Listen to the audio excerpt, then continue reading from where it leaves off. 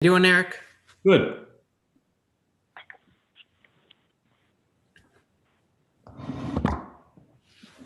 Hi, Eric. How are you?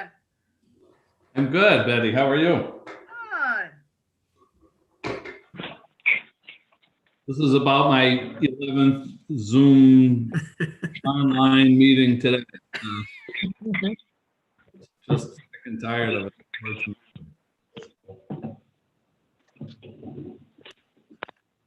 Just zooming along. Yeah, zooming along, right?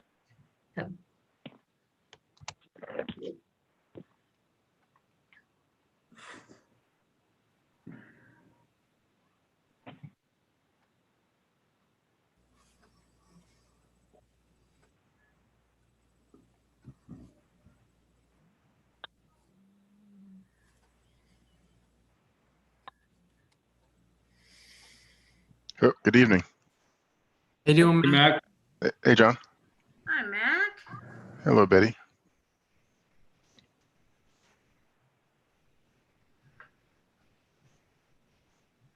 Like deja vu.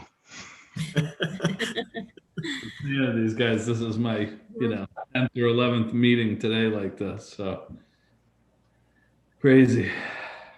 Are you in the next street over, Mac? I am. One of these days I'm gonna go find and knock on your door. I'm gonna have you show me the race car. Oh yeah, it's not here, but I'd love to show you one day. All right, cool. Let's have a field trip. Okay, everybody to Mac's house. It's exactly right. The wife will love that, and with COVID going on. Who are these people? Exactly. I'll be sleeping outside for 14 days. That's right. If you're lucky, it'll be Exactly. only 8 days. Exactly right.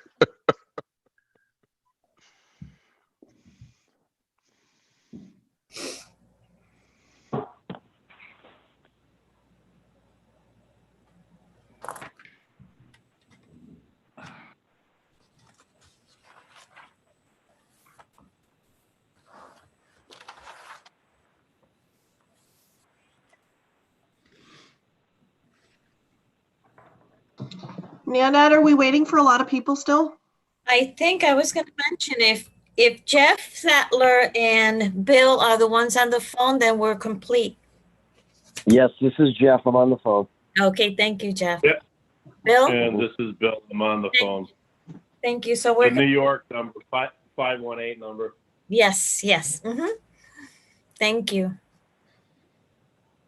Great. So does that mean we've got all the committee members together? Yes. Great. So we can get started, I think, then, since we're at 5:01. Okay, now I don't know what happened to my video. There we are. Nanette, do you have the agenda? Yes. John, can you set up the agenda?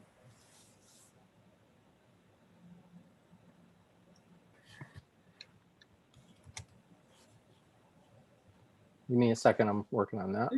Sure. While that gets going, I think, can someone make a motion to begin the meeting? Call to order? I'll make a motion. We call a meeting to order tonight. Okay. You just have to call for the roll, Victor. Roll call? Yeah. Is there a second? Second, Second. Jeff. Thank you. Nanette, can you do a roll call, please? Yes. Vicky Kraus, Yes. Elizabeth Posito, Yes. Eric Hagopian, Here. Bill Johnson, Yes. Maurice Lindsay.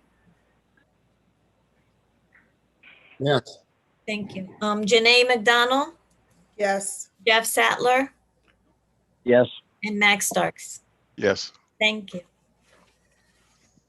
So just as a means of a little bit of updated information, Trustee Esposito, who had kindly agreed to be co-chair on this ad hoc committee, had some tree damage in the last storm and has had her plate full in getting her house back together. And so she had asked to sort of stay on the committee but step away from the chair role, co-chair role. And I was able to twist the arm of Trustee McDonald, who's been doing a lot of volunteering lately for positions and help, to step into Betty's shoes and take on the co-chair role. So Janae and I are working together as co-chairs on for the ad hoc committee at this point. And I'm very happy that she was able to take on that role. And thank you, Betty, for staying on as well. You're welcome. So John, would you like to start with your presentation? Yeah, happy to. Good evening again, trustees. Thank you for the time. I'll share my screen and walk through the presentation that you have in advance. Obviously, there were a number of other items, files, and materials that were sent to you. And depending on how deep a dive you're able to do, we'll spend some time. I want to be sure that you have a very thorough view on the process. This was again, very, very diligent, very difficult process that we have engaged in. Let me bring up the presentation now. And again, I'll walk through this, and by all means, I anticipate there'll be some questions, comments, dialogue afterwards. So again, I'll walk through all this.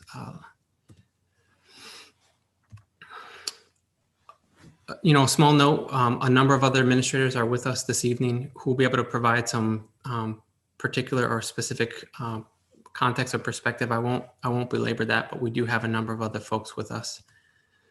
This is just a note, so trustees are clear that we have definitely followed through on your requested information. What I've tried to do is synthesize a lot of this, bring it into context or connect some of these together. And so we'll see that particularly when we talk about the programs themselves. There are two items where we were not able to fully meet the trustee request.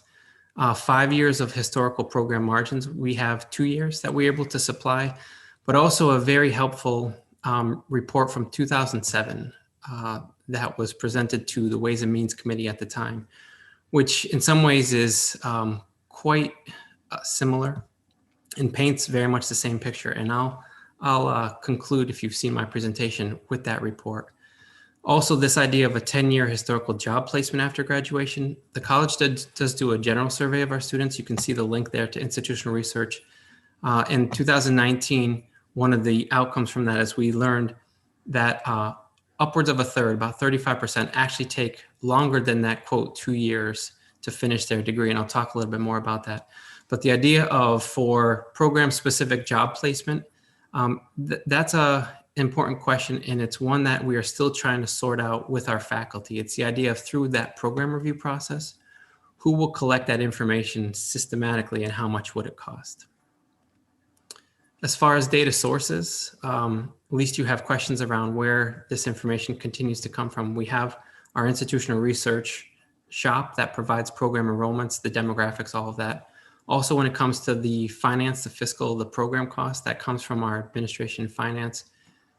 Capital and the facilities, that comes from, quote, that Sightlines document, which was a 2017 comprehensive capital and campus inventory. What it did not include, by the way, was IT considerations, and we'll talk a little bit about that. And then some of the other publicly available resources, like the Regional Labor Blueprint that's put out by Mass Hire Hampden County. I also want to prompt, I know that the MCCC union has also submitted a great deal of detail and documents to trustees. As far as the decision-making process and analysis, they really do go hand in glove. As much as COVID has pushed and prompted us to be responsive, I wanted to walk through a number of different points so the trustees understood just how the level of diligence was and all of the different considerations that went into this. So that, again, that's why you see me frame it as both process and analysis. For starters, the weekly forum, May all the way through August, with cabinet, plus my weekly standings with vice presidents, is pretty significant. This is where we talk about, and the context comes through around some of these other reference points. What does our labor blueprint say? What does the environmental scan and employment outlook look like? Those are the two other references there. What does that labor blueprint say? And it says over and over again, healthcare and STEM and manufacturing. Same with some environmental scans, which I'll touch on. They really do help prioritize healthcare, as well as STEM and manufacturing. Another key reference for us is our campus master plan and the 5-year capital plan, which really talks about Building 20 in particular, but it also does give a mention of the automotive program, for example, that's in Building 25. Some of the key analysis drivers is that fiscal forecasting indicating some significant budget concerns for this year. And we are unfortunately seeing them come true. The idea of an enrollment decline of 15% is very difficult. And clearly we're not out of the woods yet. I'll talk a little bit more about that. We also learned some lessons from the fiscal 19 budget deficit. I know that seems like a lifetime away for trustees, but we experienced about a 8% decline in enrollment that year. Our enrollment projection was far more modest than that. And when you throw in things, that was the year that the core switch went. We had about a $2 million deficit.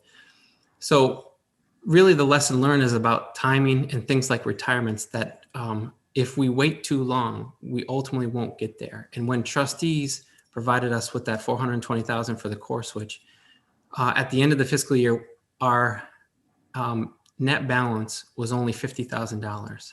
So at a $50+ million budget to end the fiscal year at only $50,000 was clearly cutting it close. And that was certainly something we did not want to replicate. Also, the lessons learned from value streaming. Clearly a priority from the trustees is to seek efficiencies and to obviously bring costs down when and where we can. I think one of the things we learned is the relative scale of that. We really focused on the enrollment and matriculation piece, which is really helpful. But at the end of the day, the savings that we were able to identify at that point was about, I think, $130,000. And that really included the personnel reductions that I think trustees really also prompted on. In our case, when we're looking at multiple millions worth of deficit, again, this is why I point out the relative scale of some of the other work on value streaming. Clearly, the facilities issues and needs and deferred maintenance and outdated equipment is also a significant driver. I've also mentioned this, the idea of efficacy, that we focused on smaller enrolled programs. And I think there was a misnomer around small programs as opposed to smaller. And that really, as opposed to cutting back on larger or high demand programs and their personnel like nursing or manufacturing, in this case, mechanical engineering, we really did focus on those smaller programs. There also is this COVID dynamic. How will lab heavy or clinical heavy programs deliver when in-person is so fraught and so complex? And that has certainly borne itself out. Our faculty on my sort of, as I'm calling them, house calls this semester to better hear about how they're persisting and how students are doing. You know, there's a struggle. When online is forcing your hand, it means that how we essentially provide our programs is very difficult right now. There also is this significant reference to academic program review reports. You have those in full for the programs where we had them. Cosmetology, automotive, landscape come to mind. And these also include some of the retention graduation demographics that we'll talk about. Clearly also the review of program margins and the carrying costs, the idea of personnel and facilities and equipment. Two others, collective bargaining, the idea of it's clearly more disruptive if we were getting set to implement cuts or reductions right now. We are obligated to give 60 days notice to MCCC. And by starting this in June allowed us to get through our impact bargaining process with legal counsel before the start of the fall semester.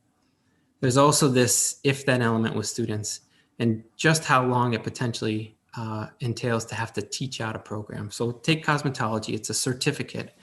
The idea of if they still started this fall, then at least it would be at least a year to begin the discontinuation with perhaps the earliest teach out in 2022. So there is a real difficulty in having to activate a process like this. This is a trend I think that we've seen, and there is a reason why it is called an enrollment cliff. We certainly have been sliding down there. And really for us, the translation in this fiscal year's credit cost model is really the loss of about $10 million in operating revenue. Pretty significant decline over the years. When you add in this past year in our estimation, it's still a forecast of losing another $3.3 million.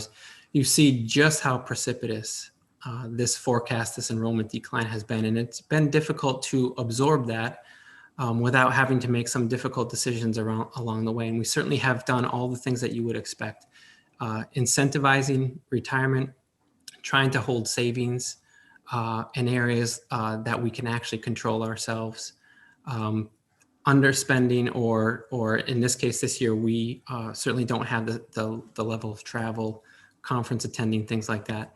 But it also has meant restructuring and try to narrow some of our footprint and some of our costs that way. Hey, John, can I just interrupt you for a second on that slide? Yep. So I think what would be an interesting data point here is if you overlaid these numbers, the credits sold with budget and then employment. So perhaps having 3 lines on there that we could see if sort of how the cascading of lower enrollment has affected our cash and cash flow and employment. I'll talk about that. I appreciate that prompt, Eric. I'll definitely summarize at the end there. It was not lost on me that mapping that to the number of full-time employees that we have would be of interest to trustees. I'll share a bit more about that. Yeah, I appreciate that prompt.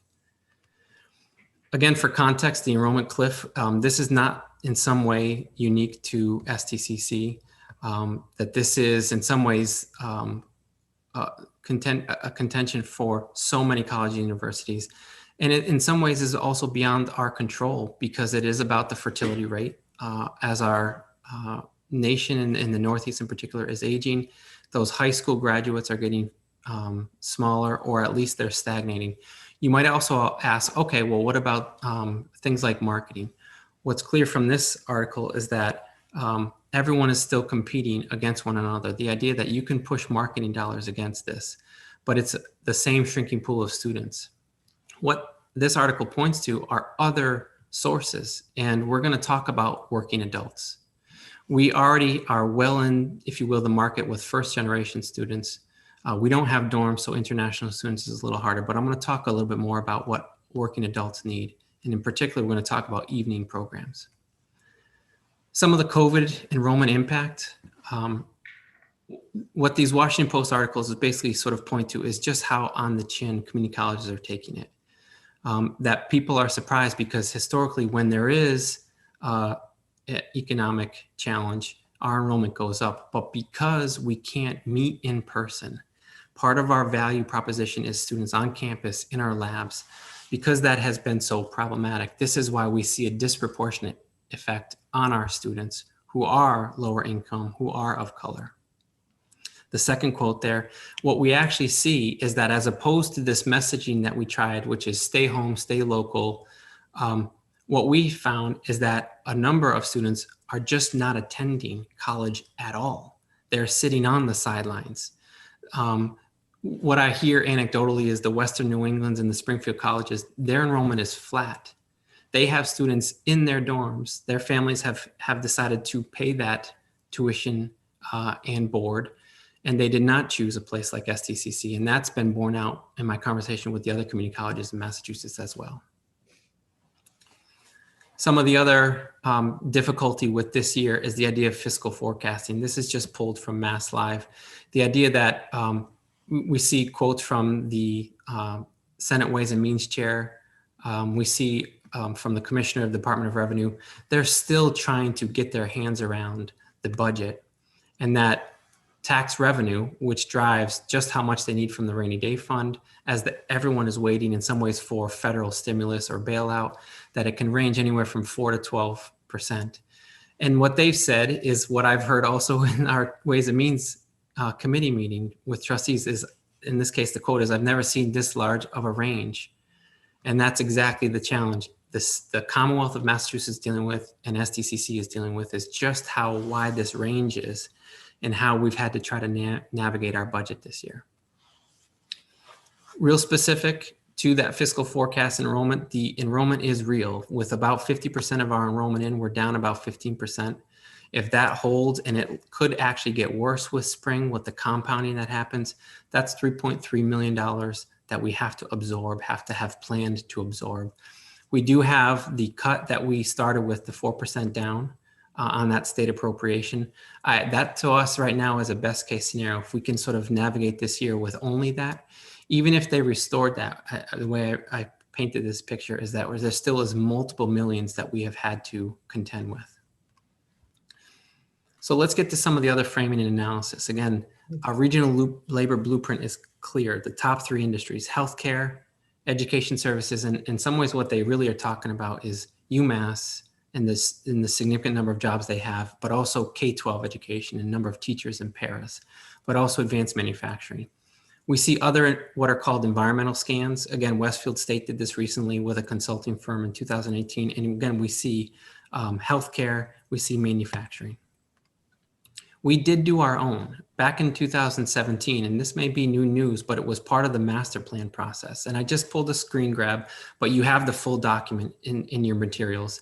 It's the idea that we did look, and we ourselves had a consultant come in to sort of map out the labor market. And what we see again is healthcare, healthcare, healthcare. Number 2 up there is registered nurses. Now, mind you, this is not always the best fit, if you will, in terms of trying to ascertain this, because number 1 on this is sales.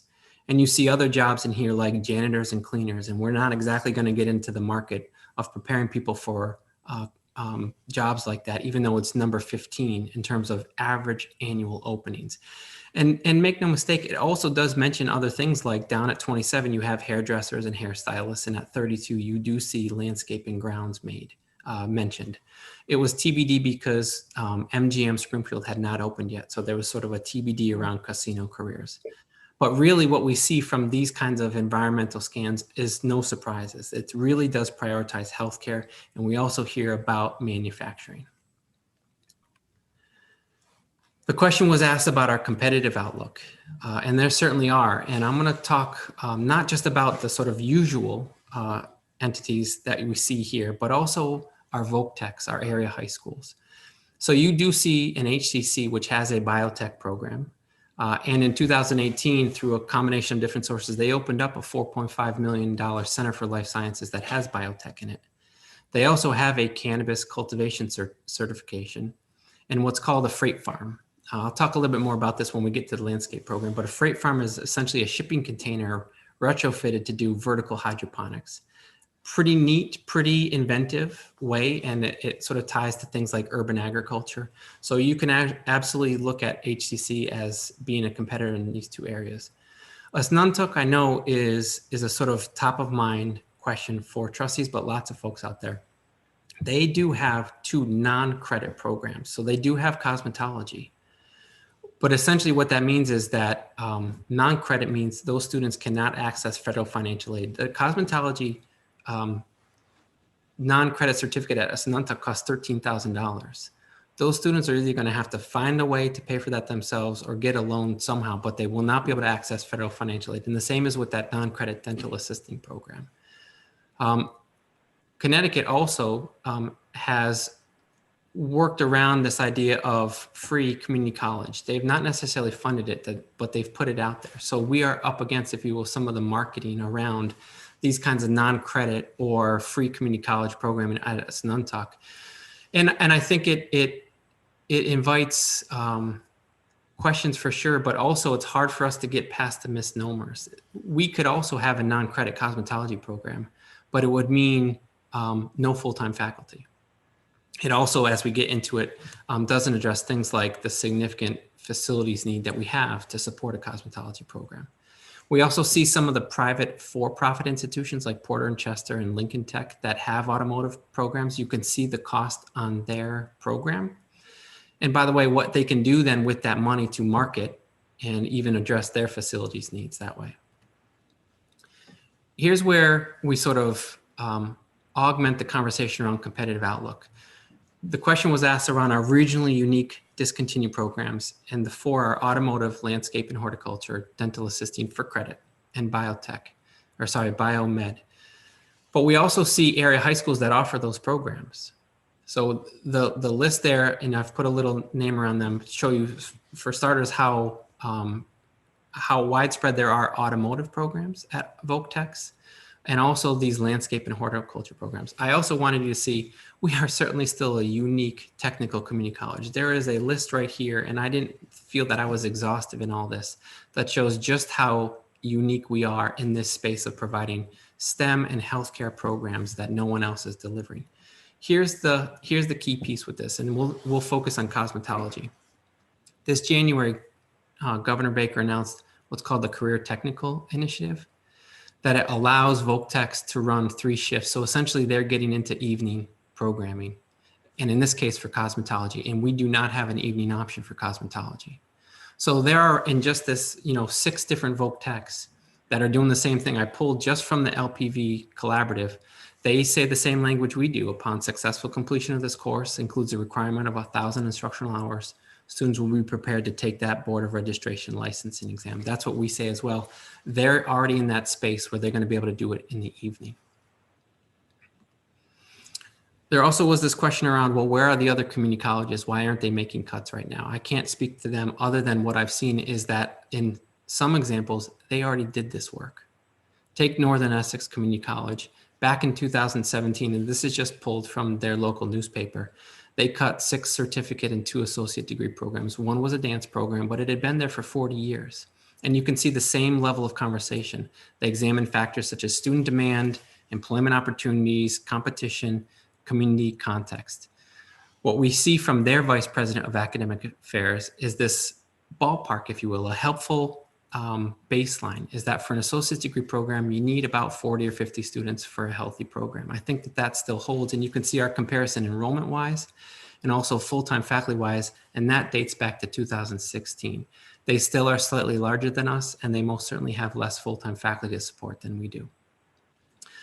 I use this example because I also asked the president, how long did it take to work with that consultant to arrive at this same conclusion? It took them a year.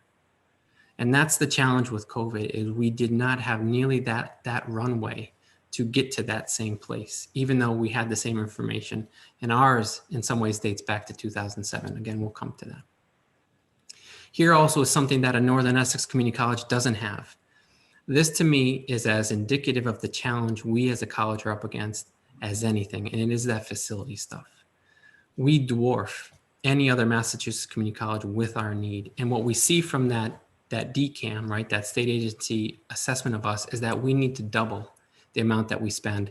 I know our Ways and Means trustee committee will recognize the 3.1 million. We've had that facilities line in there for many, many years, but this actually suggests that we have to double that to really have any chance of trying to keep up with something as significant as our facilities. In that campus master plan, which has been a very, very helpful document to have, it does give us guidance. We do talk about the automotive program, which has $6 million worth of deferred maintenance on it. And I'll get to the translation of that. But we talk about it this way, the idea that the program can add an evening offering while possibly addressing space issues and deferred maintenance that exist in it. We also do mention the landscape program, for example, and that the greenhouse needed to be updated and repaired. I'll talk about that, but also the necessity to add a horticulture certificate as well as hydroponics. So we have some of these references and being sure that we continue to use them as a touch point. A note about program length and completion. There was a question around that. Majority of our students attend part-time.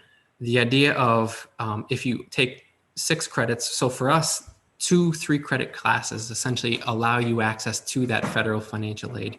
So there's this misnomer around a 2-year degree or even a 1-year certificate. I use automotive, for example, just in the degree alone, which has 62 credits, it could take you up to 4 years if you go part-time. And we actually do see that in terms of persistence and graduation. It does take students not just the sort of typical length of time, if you will, because they're going part-time. And why are they going part-time? Because they're working, because they have families, they have a lot of other competition for their time.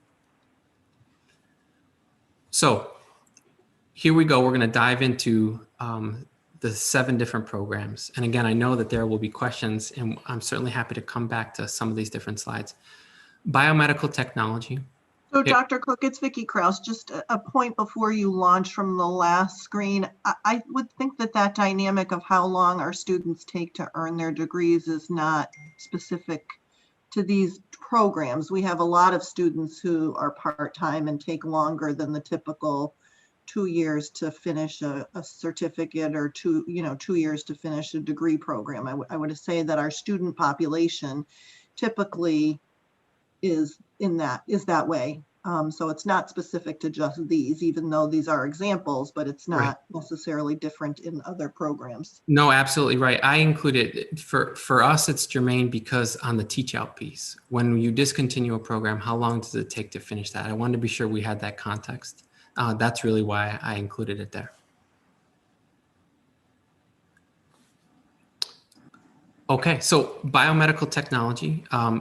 It first began in 1970. The college actually discontinued it once before, and you'll see brought it back in 2018. Total headcount 9 in 18, and then 14 in 2019. In terms of cost and capacity, you'll see that there. This past fiscal year 20, the average class or lab size only had 5 students. This is a program that could accommodate 50 or more students. Biotechnology dates to 1995, 1 certificate and 1 degree program. You see, again, I've listed the total enrollment, the total headcount there. Again, you have this also as an Excel file, shaped a little differently. That also includes the demographics. 10-year average headcount, a little bit over 21. A more recent 5-year headcount is just under 19. You see the 5-year average number of graduates, 3.6 annually over the past 5 years. This past fiscal year, the average class or lab size, 5 students, and you see this is a program that could accommodate 50 students.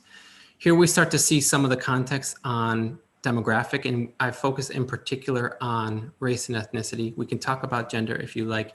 What you see is there also was I think a question out there around, are these programs disproportionately impacting our communities of color, our students of color? What I see is actually the opposite. If anything, these programs are slightly underrepresented of the students of color at the college. For us, the baseline is the total enrollment. So 10 years ago, African-American students were 15% at STIC.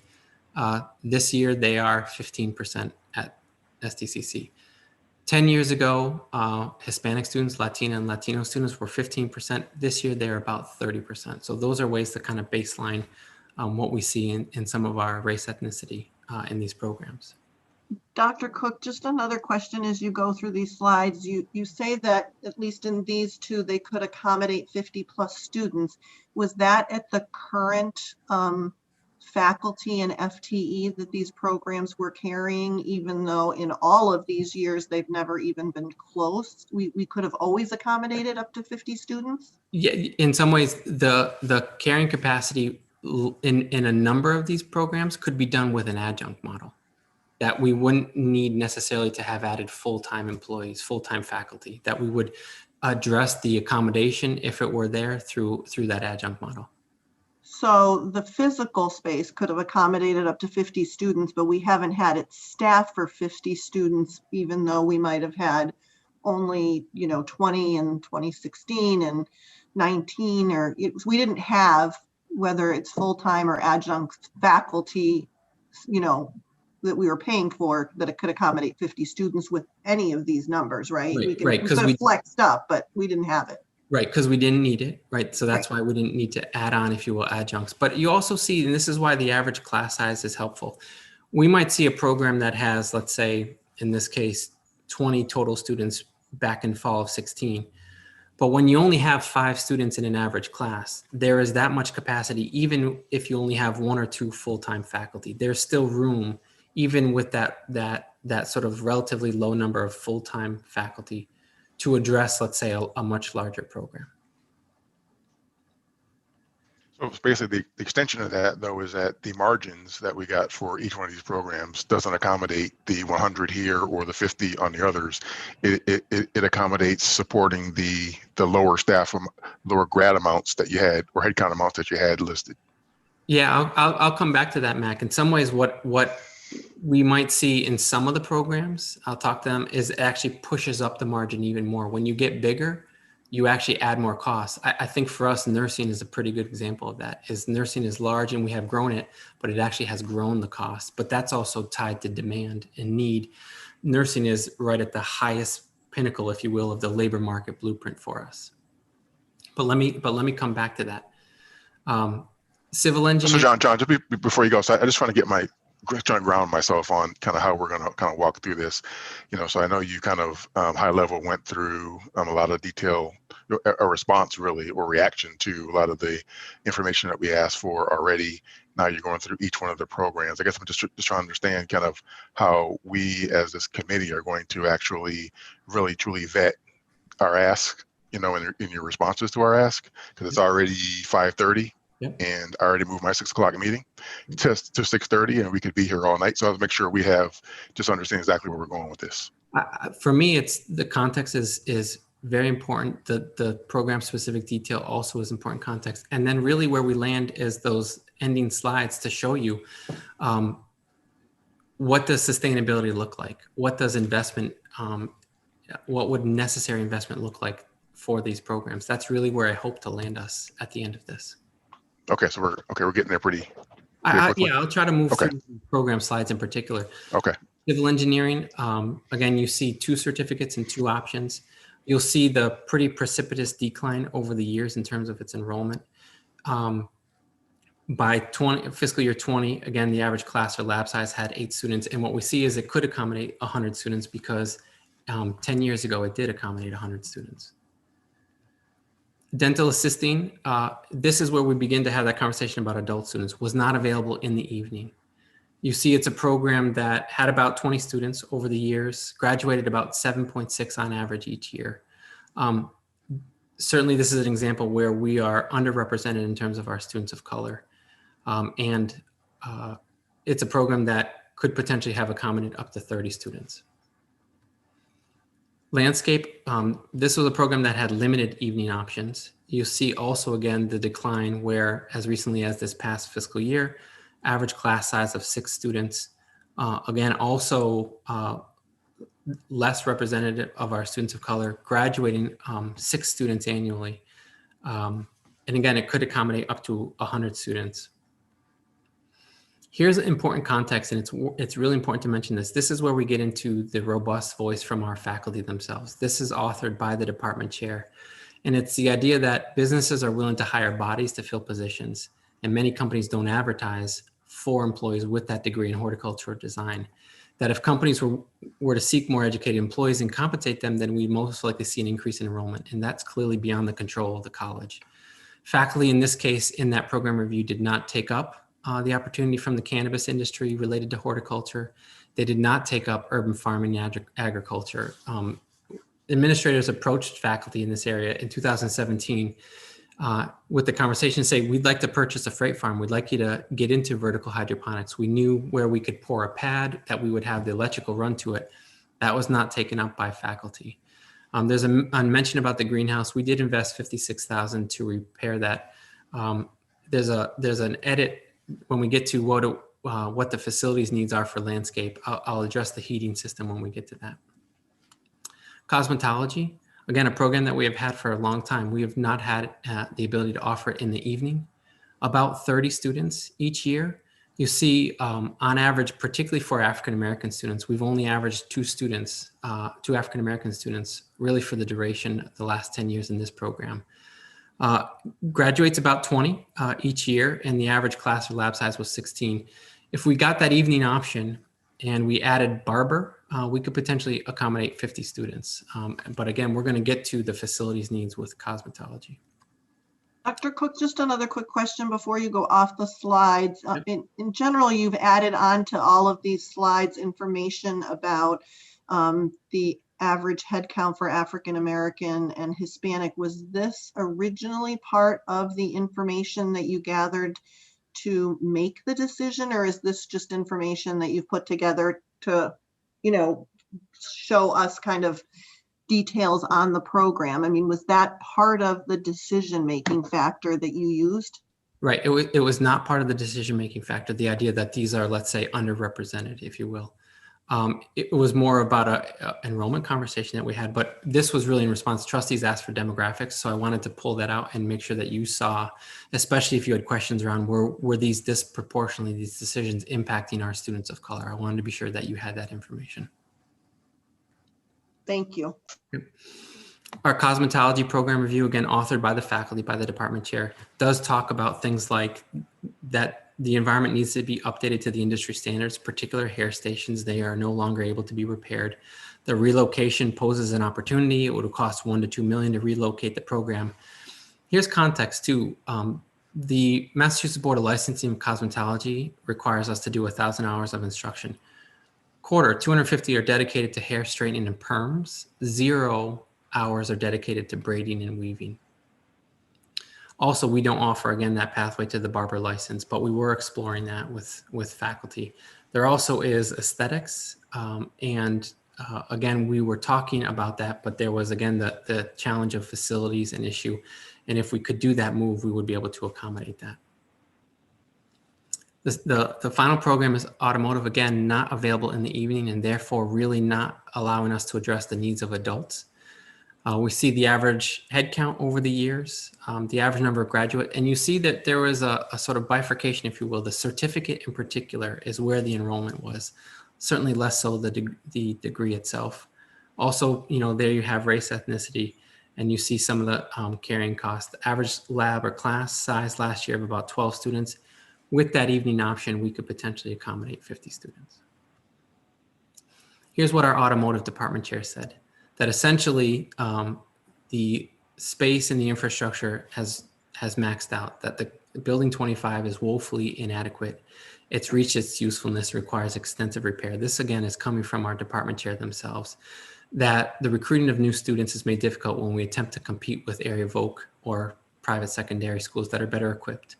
There was a reference to a 2012 study of Putnam when they put in their automotive program. And so the idea of, for in their case, a shop that has 16, that accommodates 16 students, the translation is about 350,000 in inflation adjustment dollars today. Faculty did not formalize in their review the evening option, fleet needs, building issues, space constraints, beyond noting that we would need to increase the department size and staffing. That 2007 review really put a fine point on where we have to live with faculty. Ford Motor Company used to have an agreement with us where they provided automobiles, which, as that report noted, was virtually essential. Sometime before I arrived, that agreement, that relationship was lost. And then that translation is, as our department chair says, to keep pace, the department will have to make a substantial investment in electric vehicles and curriculum. There was a question about the teach out status of these programs. The bottom line is that if you exclude any offsetting from tuition and fees or any of the full-time faculty expenses, because in a couple places we do still have a full-time faculty helping with the teach out, that it's going to be about $193,000 over the next 2 years. And for about the 40 students that we have been able to fully engage with, that we would expect that teach out to be complete by June of 2022. This idea also of program enrollment loss in relation to true savings. So our admin and finance folks have calculated that for every dollar that we have lost in tuition and fees this year based on enrollment, we've saved $1.52. That the total gross expense reduction is about $1.1 million. So as far as capital investment needed for reinstatement, this was one of your questions. For biomedical, there isn't one. For biotechnology, there is not one. For civil engineering technology, there is not one. For dental assisting, building 20, again, the imperative is there to vacate and to go across the street to the tech park. Given their modest square footage, about 2,500 square feet, they represent about 1.25 million in the move across the street to the tech park. For landscape and horticulture, it's about 46,000 for the hydroponics, and then about 18,000 actually on top of that for the heating system in the greenhouse. Cosmetology, there's that $1 million that we need to relocate them, plus the barber equipment. And then again, the big number is automotive, that to ensure that we actually meet industry standards, that we are on current equipment and in a building that is functional, We need 1.76 million for a priority 1 repair on building 25, plus about 360,000 in equipment. And again, this reinstatement is about capital. That was your question. That doesn't address the personnel and the ability to somehow carry them.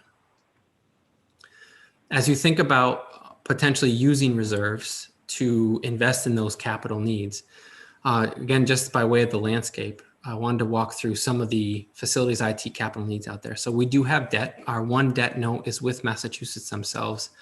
Again, the story of our existence, in building 17, a boiler exploded in 2014. And so we have a note all the way through 2033 of about $232,000 a year. We also do pay rent. It's called a licensing agreement, but our manufacturing program, the mechanical engineering program, we actually pay about $167,000 a year to the Assistance Corporation to have it over there in the tech park. We've certainly had some significant emergencies, and because of the agedness of our campus, these are hard to predict, but likely to occur. We saw in building 20 alone, about 2.5 million, is more like 2.4 million in the most current 3 fiscal years. Building 17, which was very concerning, was a structural repair that we had to make, and that was about, I think, 1.3 million, and then that core switch. They're staring at us as building 20 right now. And again, we're going to talk more about this in the next month, is the move of the School of Health across the street. That's about 36 million. And then the net rent, the idea of us needing to pay the tech park to host that, when you add in some savings, some rough estimate savings right now, that's about a add of $500,000 annually to pay for that space. You've got other things mentioned in the campus master plan, like building 32. This is our HVAC energy systems program. That has 8.5 million worth of deferred maintenance needs. So really here is sort of a version of Back to the Future. That report submitted to the Ways and Means Committee back in 2017 really rings incredibly close to the challenge we face today. The idea that the outcome of the review did not come as a surprise. It's been commonly accepted that STIC is an expensive institution to operate. The analysis confirms that, and it's really the struggle to offset these technology programs and the wide array of health programs that whether it's the model we used or the model back then, we can't cover the per credit or per FTE costs of these programs. What their conclusion was at the time is that it would appear logical then that the college needs to increase enrollment and increase fees while advocating for greater support. And of course, the challenge for us is our enrollment has been falling down a cliff. Increasing fees substantially on students is certainly untenable. And that support from the Commonwealth is very much a question. And even if we can sustain that state appropriation, we have real questions about, given 315 million in significant capital needs, can we get our next capital project from Massachusetts? So I'll conclude there. Yeah, I just have a quick question with respect to the rent. So what we're paying for rent in the tech park amounts to around $11 a square foot, and that seems a little above market for the space. Is that does it include utilities or something? I believe it does. I believe it's all inclusive. And what I know, because by virtue of my position, Eric, I sit on the board, right, of the tech park as well, is that that's below market rate for the tech park. Tech park is really more like $17 or $18 a square foot, and there are other agreements with tenants. So we definitely get a. I'm just not talking about market for machine shop, which is what's in I there. see. So if I look at the marketplace for manufacturing space, it's probably half of that. But if it includes the utilities, it's a different story. I believe it does. Yeah. Thank you. So we can open it up for comment. I guess that I have a sort of a number of thoughts and questions, but certainly want everybody to have the opportunity. So the information that was presented was helpful. I'm still not sure that I clearly understand, though, specifically how these 7 programs were chosen to be the ones that were discontinued versus others. So I'm still not sure that I'm clear why these 7. I think it would be just helpful to understand that component for me. Okay, I mean, I would just go back to, I think, the 3rd or 4th slide there where I walk through. If again, you see the premises, we have faced significant fiscal difficulties, right? We've lost, prior to this year, 10 million in operating revenue, the equivalent of, and with enrollment declines such as they are, another 3 million on top of that. The premise that we were going to have to do with less. The idea of then we had to implement cost savings to the extent possible. What you have is that model again where we focused on those smaller programs. I mean, I wrote down what we shared back in July that had smaller enrollments, things like completion, carrying costs, so the idea of equipment and labs, and then infrastructure and facilities. Those really help define that. Again, some of the programs, if you will, that we sought to avoid are healthcare. That's really what you see is for some of the smaller programs that we essentially chose not to discontinue. They have that much higher a demand, if you will, in the workforce. So that's again my best attempt with the presentation and the context to try to address that notion of why. Dr. Cook, I'm sorry, Vicki. Go ahead. No, I was just going to say, I mean, I understand the focus on healthcare, but it is not the only focus of STCC. And there, we offer a wide range of programs to meet the needs and interests of students across the board. And so, yes, healthcare is extremely important, but I don't think that we should weight that more than another program in making these decisions, particularly when we see that in fact there are other schools that are offering these programs. And there was a lot of conversation about if we'd offered it at night, we might have had better enrollment because that's what the other programs are. Like, why wasn't that an option to bring forward, in fact, expanding if we thought that that was necessary? Why wouldn't we have brought forward the discussion point about, we can either discontinue or potentially grow the program by adding night courses if we thought that that was a competitive disadvantage? No, I take the point. I think that's certainly why we're having the conversation still, is that these decisions are not the end of the conversation, if you will. We are continuing them. Take cosmetology. If trustees see fit to allocate $1 million plus the barber equipment, it gives us a chance to actually bring forward that cosmetology program and to potentially look to do it in the evening. The challenge for us is from a workforce standpoint, full-time faculty, right, by definition, are day faculty. Full-time faculty don't teach in the evening. Their contract has certain allowances, but by and large, they only teach during the day. And it's going to be harder then to staff some of these areas.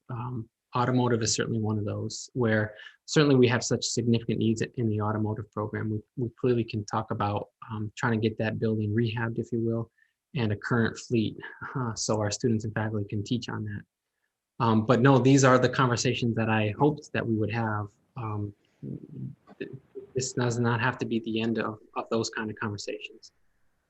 But we should have, I guess my personal feeling is we should have had those before the decisions were made, because it's kind of now hard, not impossible, and that the committee may decide to make some recommendations in that regard. But, now we're going backwards. When had we had those conversations early on, and I think you referenced at one point that, another community college had done a 1-year consulting process to make decisions on program discontinuation. If we'd had those conversations up front, we would have been better able to make the decisions that we're being asked to reconsider now about should we offer an evening program that might offset the capital that's necessary to bring it to the next level. And I think I remember cosmetology being presented at a Ways and Means committee meeting in a package, and the number around the cosmetology investment was $750, not $1 million. But I'd have to go back to what was presented at that point, but this information was, they're pretty big decisions. Clearly, the students, the faculty, the community have all had requests for reconsideration, and they were decisions that had we had some of this information earlier on, might have had a different outcome. We were presented a budget at our last meeting that said, based on the assumptions that we knew at that point, we were going to have about an $850,000 surplus. And when I add the losses associated with these 7 programs, they were $1,088,000. So the delta was not very significant had the board been presented with the decision about potentially funding them. And then we could have done the analysis about, okay, but they then also require capital. Are we willing to do that? I just feel like we were not presented with the information to make these decisions, and now we have some of it, and now we're talking about bringing them back. It seems a little bit backwards to me. To that last point there, it's as far as bringing them back, really I think the question from trustees is what would it take to reinstate them? So that's in particular why we focus on the facilities and the investment piece, the equipment, technology, is what would it take? Yes, I also wish that we had a longer runway, if you will. That has been what has been so difficult about this, that we would be in even more of a problematic footing, if you will, in terms of if we had waited, which doesn't seem like a helpful strategy. If we had just simply waited, we would potentially have been in even more, if you will, dire straits from a budget standpoint, from a cash flow standpoint. And there are certainly others, administrators, who can chime in on that if that would be helpful.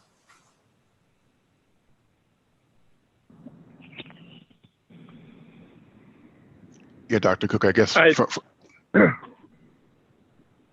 ahead, Bill. Well, go ahead, Mac. Go ahead. Yeah.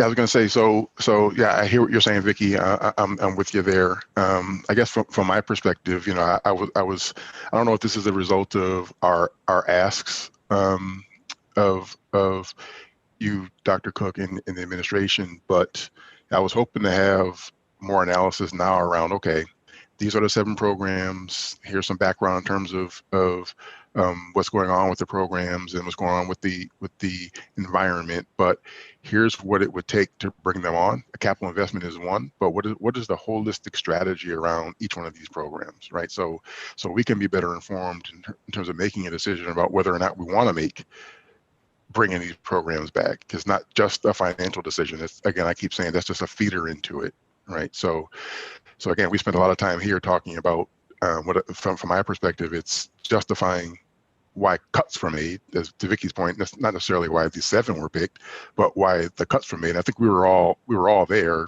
back in June, when we had our last kind of regularly scheduled board meeting. But now it's almost indicative of kind of what happened. We're really here to talk about whether or not we should bring these curriculums back, not to talk about all the detail around after the fact, why we made the cuts. I think it's a great point, Mac. Like if we all knew, by the way, what our enrollment would look like in spring, if COVID would still be here next fall, and what state support would look like this fiscal year, next year, I could give you a strategy.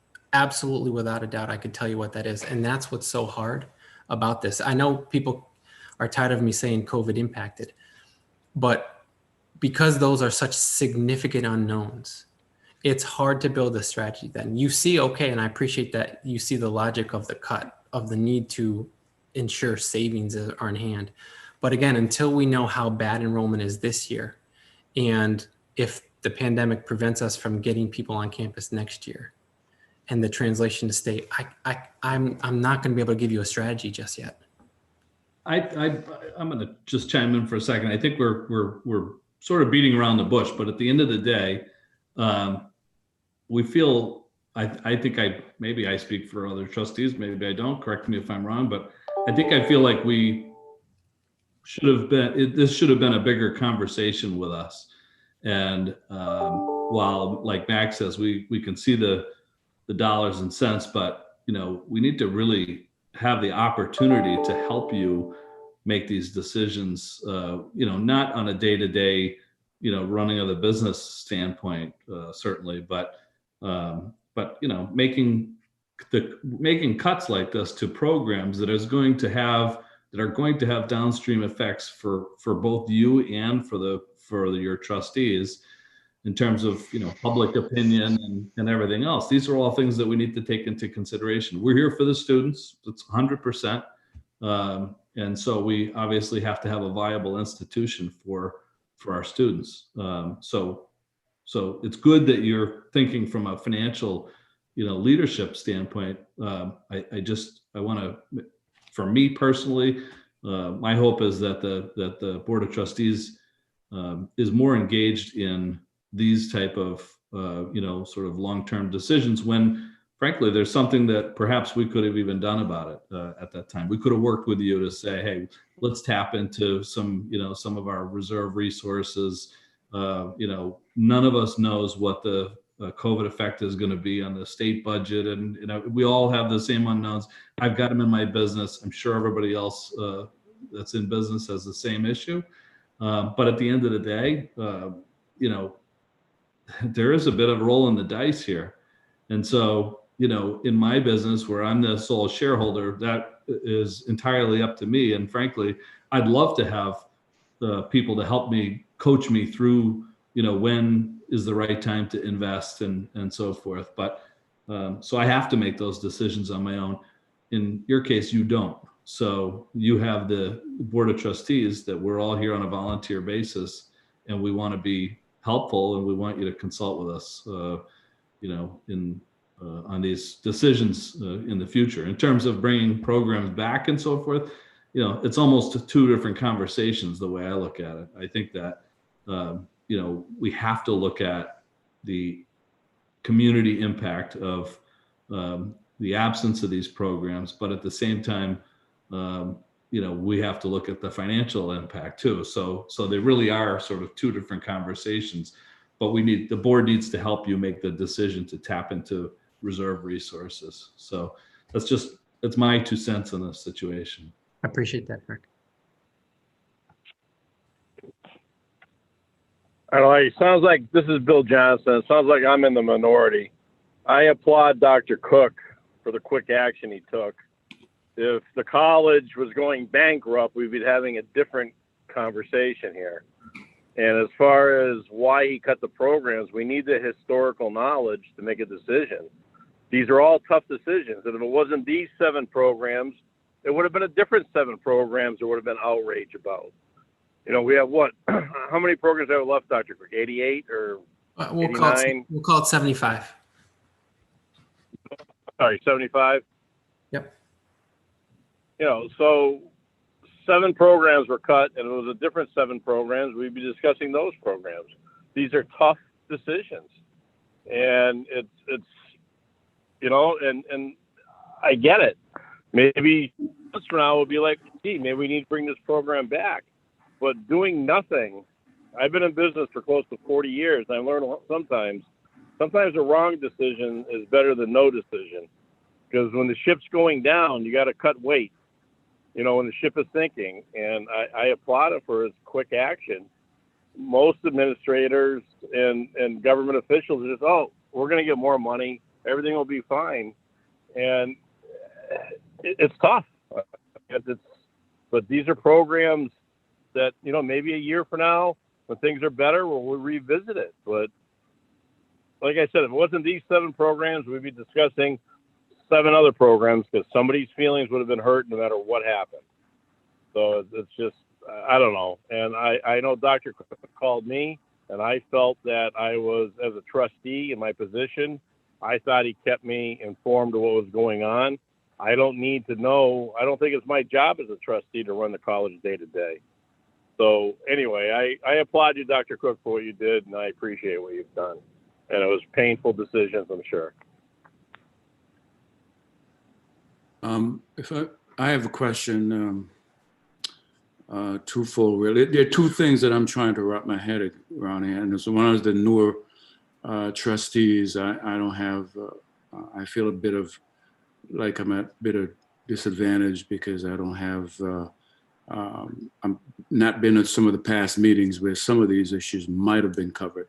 But my two things that I'm trying to fully understand is, number one, the forecasting that is you showcase in the master plan. When you chose these 7 programs, were these things that you could see on the master plan in terms of a trend where these particular programs in comparison to others was just declining? And you say, well, these are, that would help you to identify those particular programs for cuts. Is that part of how you arrive at that decision? And my other part of the other part of my question is, were we able, if we're able to, with all the facilities, renovations and things that we're looking at for future investments in terms of moving programs, whether to the tech park or someplace else, if we were to suddenly, in the scheme of things, find ourselves with the facility whereby we could add the second shift of programs, you have a day program and an evening program, would that be sufficient to bringing some of these programs back? I'm just writing that down. So the 2 questions. So in some ways, there are facets to this. One is you see that we sort of basically tried to benchmark to about $1 million worth, right, of programmatic savings here. And that a lot of that comes from the personnel costs associated with these, both the full and the part-time. So to that question around the facilities in particular, the master plan highlighted needs, right, in certain areas, including automotive and building 25, but it didn't necessarily track a program like automotive each year getting behind further and further with its ability to meet industry standards. So, right, so the master plan only gets us so far with things like that. To the question around bringing programs back, again, if we see the premise, accept the premise that everything we do is expensive and that we don't have a tuition fee model that covers those costs, what do we do when enrollment declines and perhaps state support is cut? Perhaps. How do we navigate that? It means, and it was referenced in the 2007 report, that just because you add, let's say, an evening certificate doesn't necessarily, through that enrollment increase, help us with the costs. It may actually exacerbate that. So this is really tricky. And what it means is 7 different sets of conversations. You know, biomedical is a little easier because it is, if you will, the smallest of the programs. So I think that on its face is understood as to why we would focus on that. You go all the way to automotive with all of its significant facilities challenges and its inability to be current and contemporary. You also then see why that would be a concern for us. As to bringing it back, right, I think to the earlier point by Trustee Hagopian, we've got 2 different conversations going on. It's Trustee Starks. Yeah, definitely 2 different conversations. I mean, I think the first conversation is the ship has sailed. You know, so we were having discussions in the early summer about, again, knowing knowing that we didn't know where we were going to end up with COVID, and needing to have additional meetings as committees and as boards so we can help walk through that financially, and then decisions were made without our consent. That's the issue that we'll have to tackle that separately.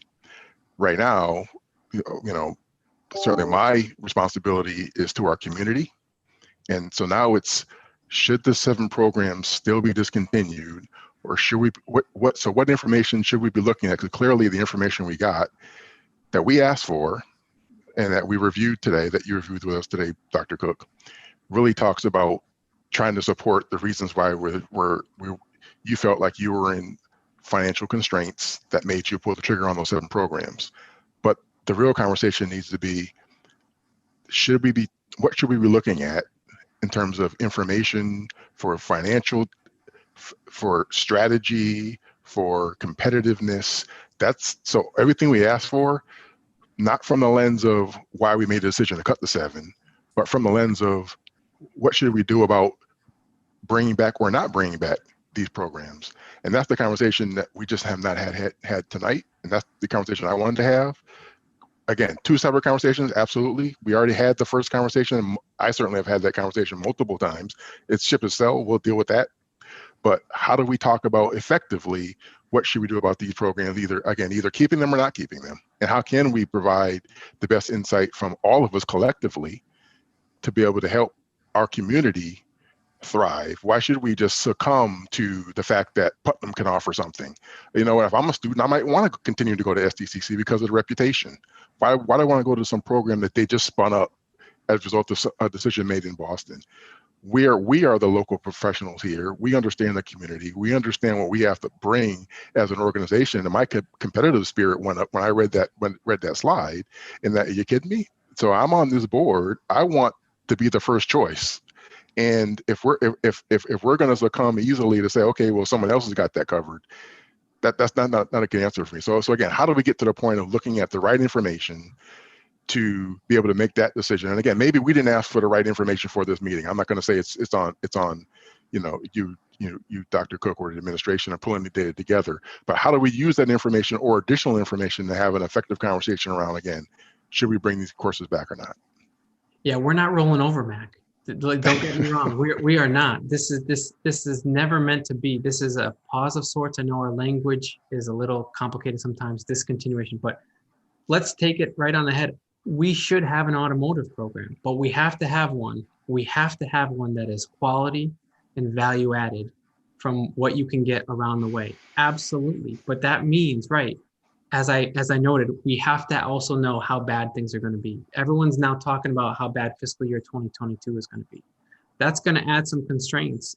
But again, I can help map and model for trustees the idea of, let's dive back into automotive. Let's map out what a significant investment will look like. How do we restart, by the way, a direct manufacturer relationship, right? These are the kind of imperatives that you have to have, but it's also going to be curricular. This is the thing. I mean, if trustees, those who were here when I got hired, I came from a program that had 100 students in an automotive program day and night. It had multiple manufacturer programs and it had co-op, right? This is where faculty had relationships with local dealers and they were being paid over the summer and earning credits. These are the things that you have to have in an automotive program. I want to frame that for all of you, right? So that you know what you would be investing in. I'm ready for that. I'm ready. I just can't tell you how bad the fiscal landscape is going to look spring semester yet or next fiscal year. And I understand that there are things that none of us know in terms of what's going to happen and how long they're going to take, but we're also, and we need to make short-term and long-term decisions. And we have to identify what the differences are and determine whether we're prepared to make an investment in what we believe to be the right long-term decision versus a short-term decision, because we might not have quite all the information or knowledge about what the impacts of something that's beyond our control would be. One of the things I wanted to bring up in front for the entire committee was that Dr. Renee Gorman had reached out and requested to be able to participate in a more formal way in the meeting tonight. And with timing and the amount of information that was going to be shared, that really wasn't going to be possible. But she has requested the ability to come and speak to the committee, I think as a representative of the faculty and staff, to talk about the program discontinuations and I think make some requests for reconsideration. And I'm wondering if the committee members would want to put forth another meeting schedule to allow that conversation prior to either coming up with a list of additional information or programs that we might want additional information on reconsideration. before we make a decision. I know nobody wants to belabor this whole process, and I think if we're going to do it, we should be thoughtful and hear from all of the constituents. So thoughts on allowing Dr. Gorman to make a presentation to the committee at a future date?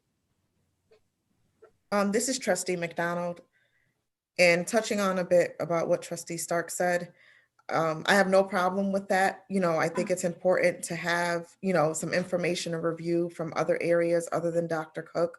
I think that Dr. Gorman, has a great pulse, on the status of or the history of some of the programs and should contribute. But my only concern is that, we are still just kicking this can.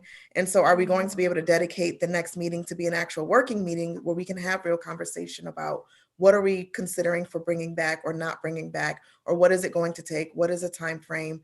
How much is it going to cost, et cetera, because we have other considerations to think about with the Building 20 move and, all the other maintenance, deferred maintenance and things like that. So I don't have a problem with Dr.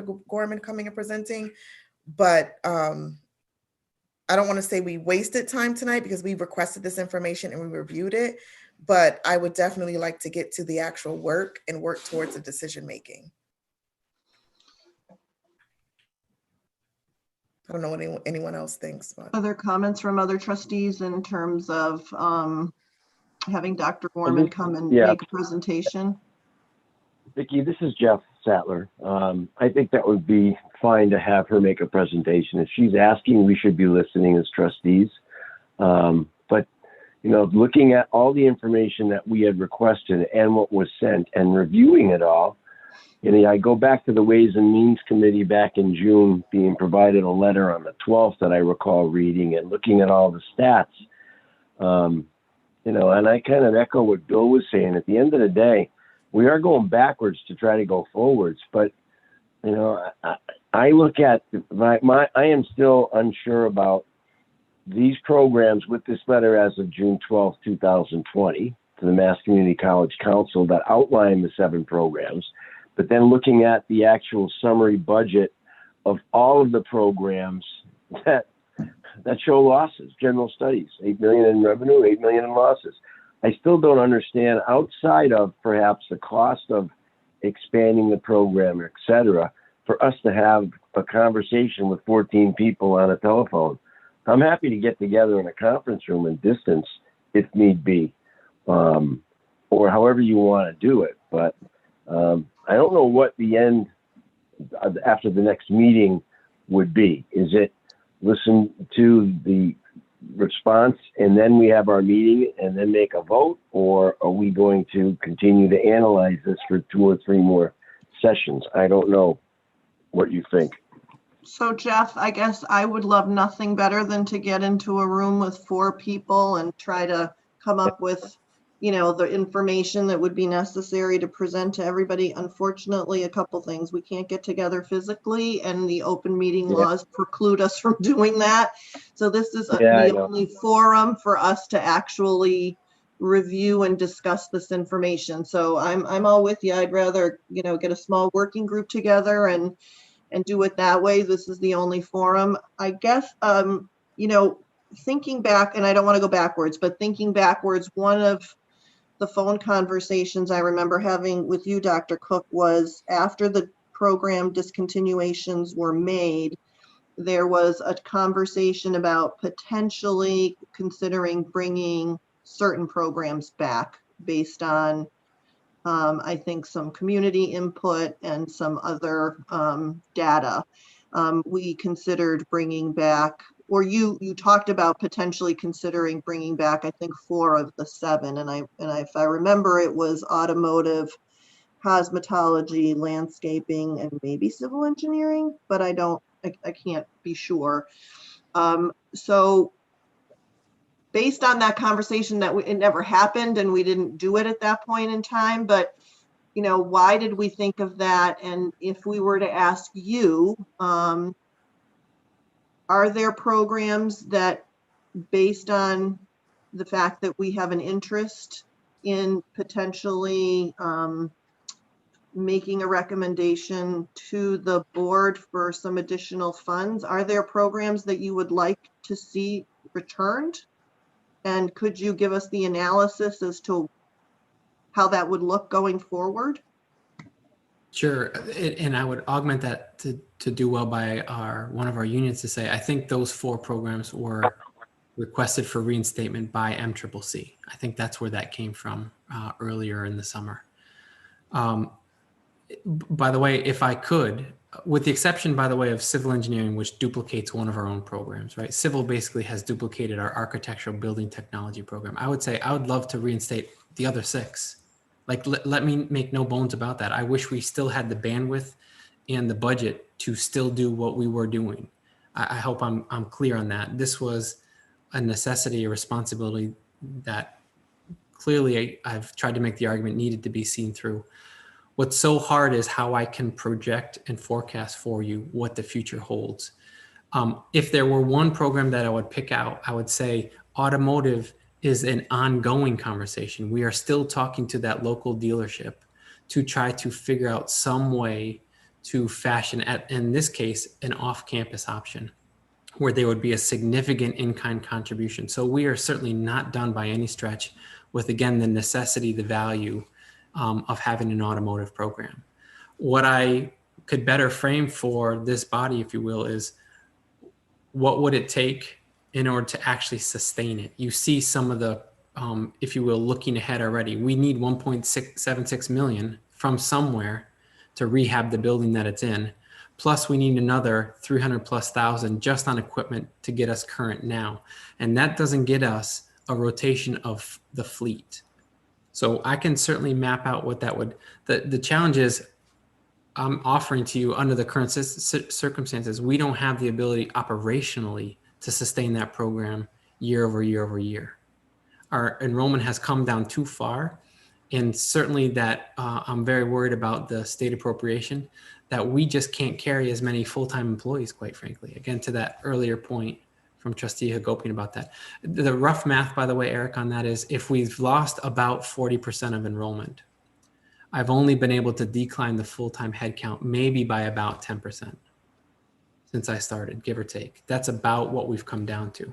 It's not always one for one. There are a number of different details around that whole thing, but we certainly don't match as precipitous an enrollment decline as the decrease in the number of full-time employees. So I guess I go back to my question. Do you have any specific recommendations that you would like to make to the ad hoc committee on programs that you would like? I mean, we still may have our own, but do you have any specific recommendations on programs that you would like to bring back that would require your ask of us to provide funding in some way that we would then support to the board if we were in agreement? I can do that, right? As opposed to saying declaratively right here, right now, that I'm prepared to offer you detail on. I can do that. What again, I would need to come back to is February is going to be a very important month for us as a college.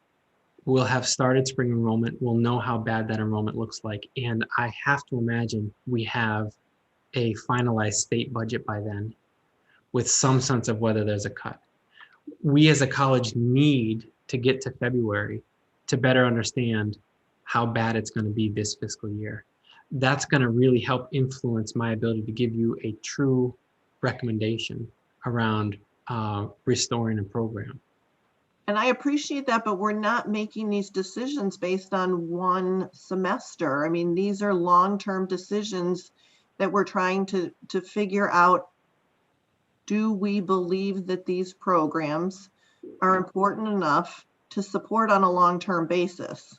So I appreciate that we don't know what February is going to look like at this point. And others may feel very differently, but I mean, this is a long-term decision. And if what you're asking is to wait until February because it will take you that time to put together the information to answer the question, that's different. We are not going to know what the world looks like, anybody, and who knows what the impact is, but we're not making this decision on a short term, what's going to happen with the spring semester.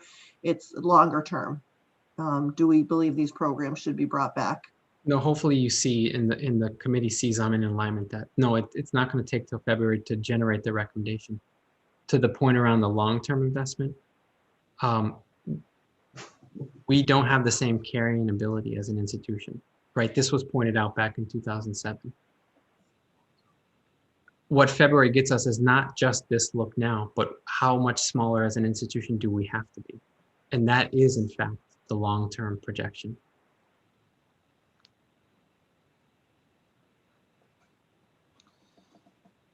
Okay, I've done a lot of talking. I don't know how anybody else feels about where we're at. And, I think there's two questions. One is, are we going to have another meeting, and are we going to allow some time for a presentation by Dr. Gorman? And then secondarily, where do we go from here on the reconsideration of these programs? Are we going to ask for information to reconsider all 7?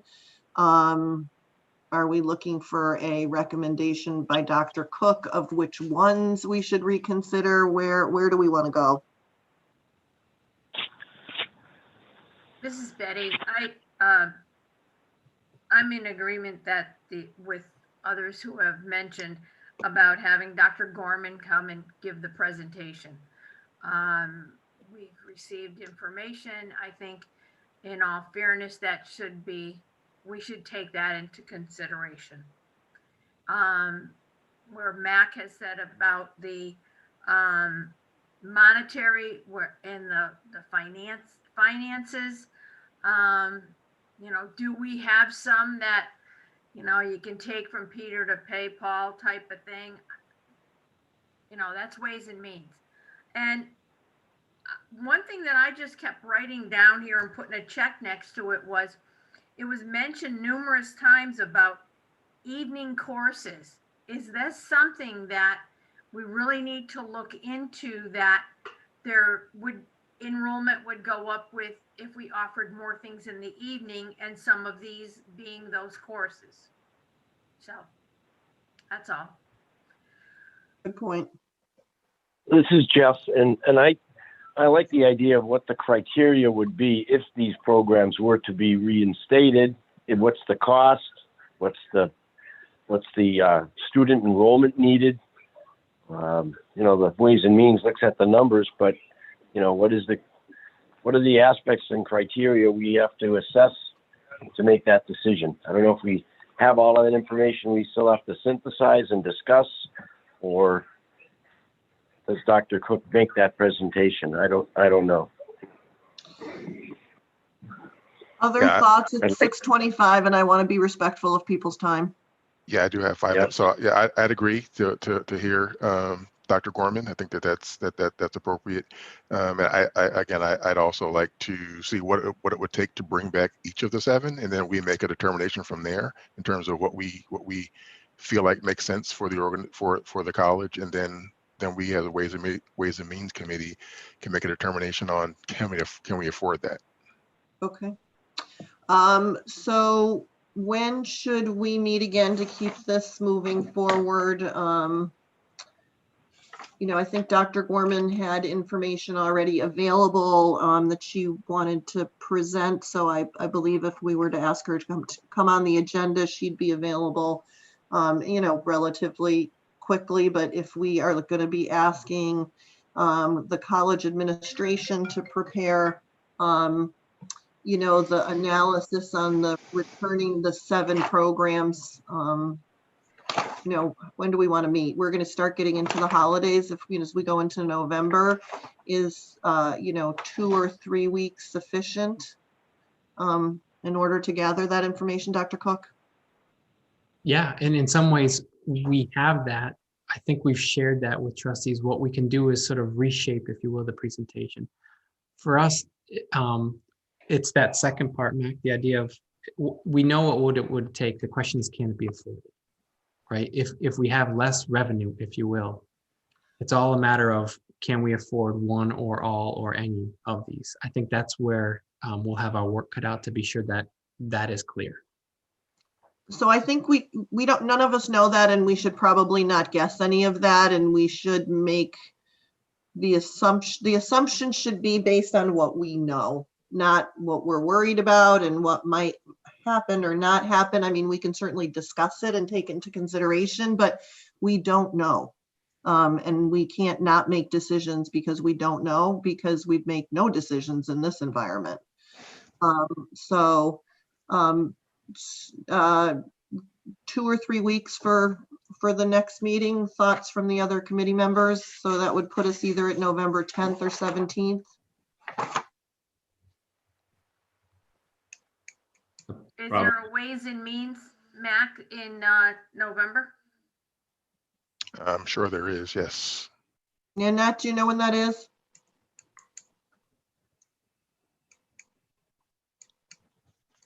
Probably like mid-month, probably the beginning of the 3rd week of the month. Let me see my calendar here. Yeah. I think there's a November 9th. November 9th. November 9th. No.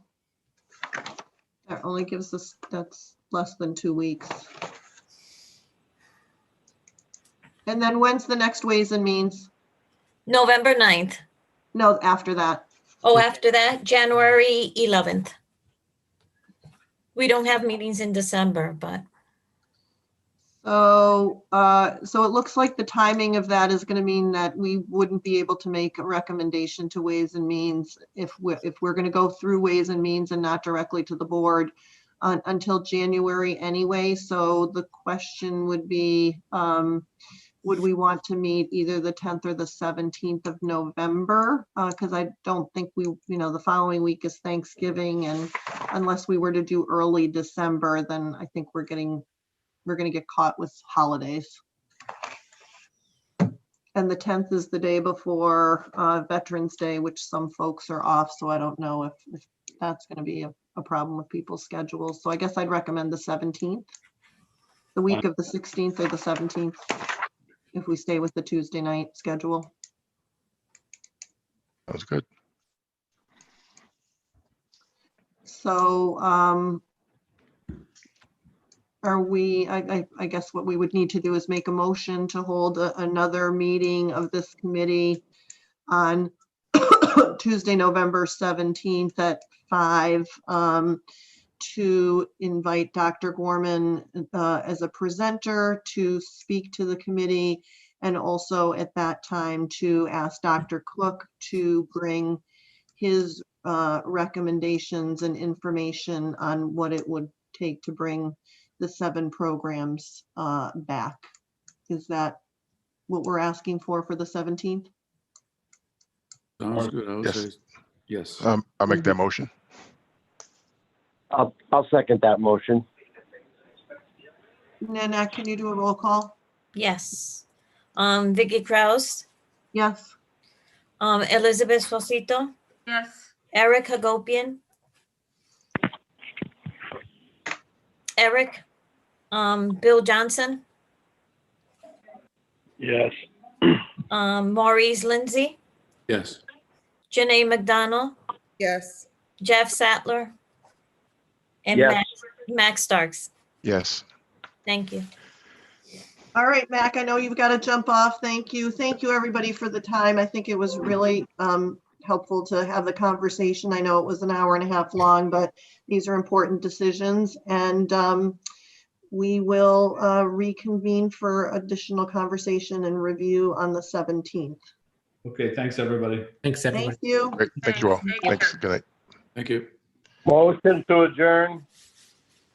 Seconded. We would need a roll call vote on that, Vicky. Nanette? Yes, Vicky Kraus, Yes.